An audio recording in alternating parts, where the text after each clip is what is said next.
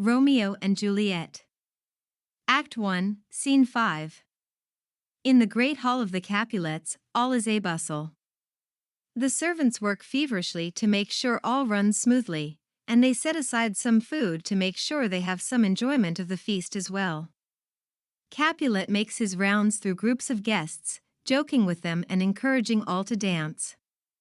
From across the room, Romeo sees Juliet and asks a serving man who she is.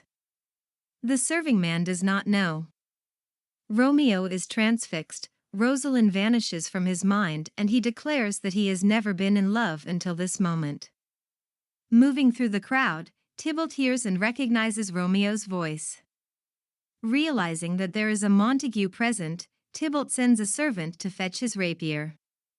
Capulet overhears Tybalt and reprimands him, telling him that Romeo is well regarded in Verona, and that he will not have the youth harmed at his feast.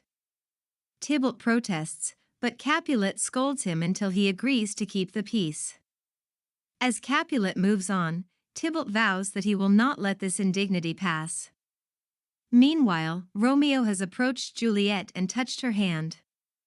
In a dialogue laced with religious metaphors that figure Juliet as a saint and Romeo as a pilgrim who wishes to erase his sin, he tries to convince her to kiss him, since it is only through her kiss that he might be absolved. Juliet agrees to remain still as Romeo kisses her.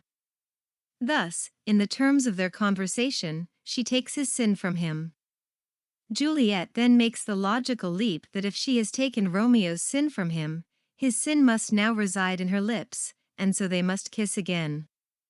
Just as their second kiss ends, the nurse arrives and tells Juliet that her mother wants to speak with her. Romeo asks the nurse who Juliet's mother is. The nurse replies that Lady Capulet is her mother.